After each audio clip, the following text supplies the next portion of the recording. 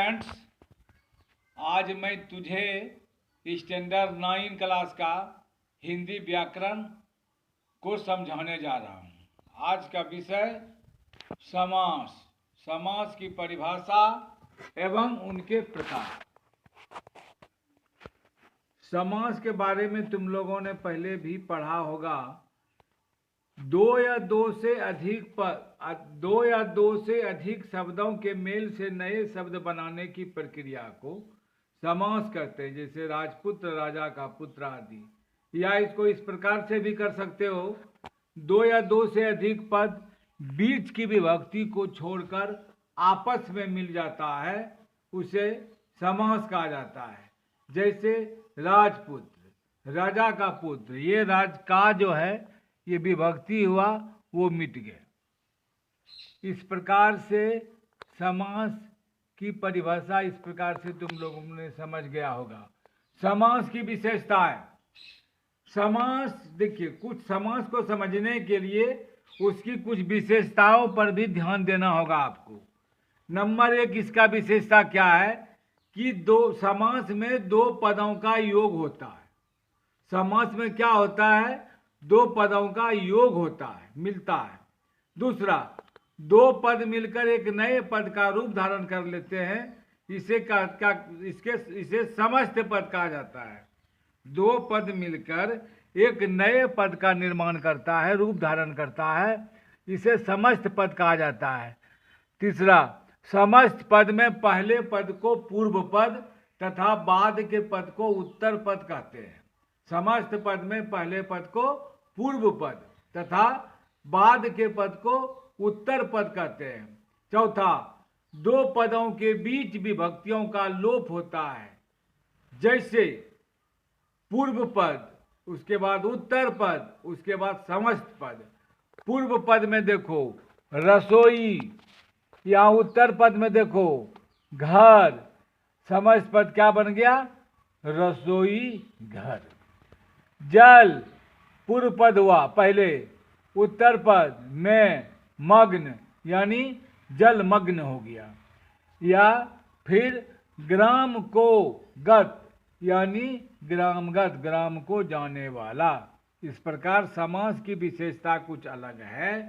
इसमें पदों का योग होता है, दो पद मिलकर एक नए पद का रूप धारण कर लेते हैं, इसे क्या कहते हैं? समस्त पद। जैसे रसोई घर वाला हुआ समस्त घर। समस्त पद में पहले पद को पूर्व पद, जो यहाँ लिखा गया आपको रसोई, उसके बाद के लिए घर पहले, तथा बाद के पद को उत्तर पद कहते हैं। दो पदों के बीच विभक्तियों का लोप हो जाता है, जैसे दो पदों के बीच विभक्तियों का लोप हो जाता है, जैसे यहाँ राजा का पुत्र, ये का खत्म हो गया, राजपुत्र हो गया। इस प्रकार से कि तुम लोगों ने समास की परिभाषा एवं उनके प्रकार, समास की परिभाषा के बारे में बता रहा हूँ, समास की विशेषताएं के बारे में बताया। उसके बाद सब समास विग्रह लो। समस्त पद के पदों को अलग अलग करने की प्रक्रिया समास विग्रह कहलाती है। समस्त पद के पदों को अलग अलग करने की प्रक्रिया समास विग्रह कहलाती है। जैसे शोकाकुल, शोक से आकुल। प्रयोगशाला, प्रयोग के लिए शाला।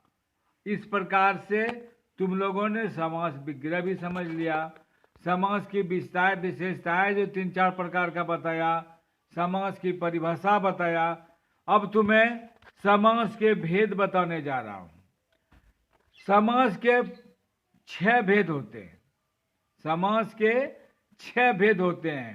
पहला, अव्ययीभाव समास। दूसरा, तत्पुरुष समास। तीसरा, द्वंद्व समास। चौथा, बहुव्रीहि समास।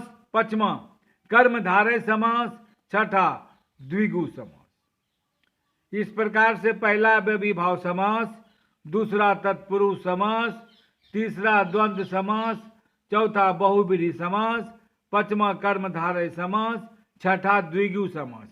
इसमें जो है तत्पुरुष समास का जो है, इसमें आपको फिर बतावेंगे हम। जैसे कर्ता कर्म करण संप्रदान अपादान संबंध अधिकरण में पर संबोधन है जी होता था 8 विभक्ति कारक के।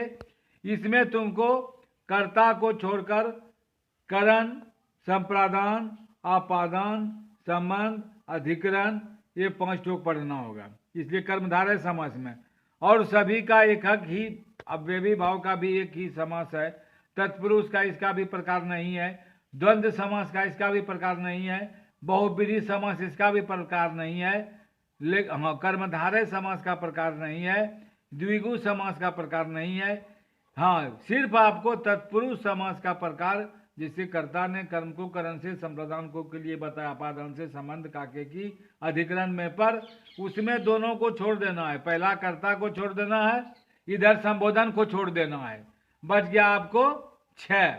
इसीलिए तत्पुरुष समास का जब भी परिभाषा आपको लिखावेंगे तब इसमें आपको प्रकार हम बतावेंगे कि किस, अब समझाने के लिए उसको कर्ता को छोड़कर कर्म से कर्ता ने कर्म को, ये सब समझावेंगे तुम लोगों को दूसरे दिन। अब एक अभी पहला अव्ययी भाव समास सबका उदाहरण दे दे के परिभाषा समझावेंगे, तब तुम लोग इसको समझ पाओ।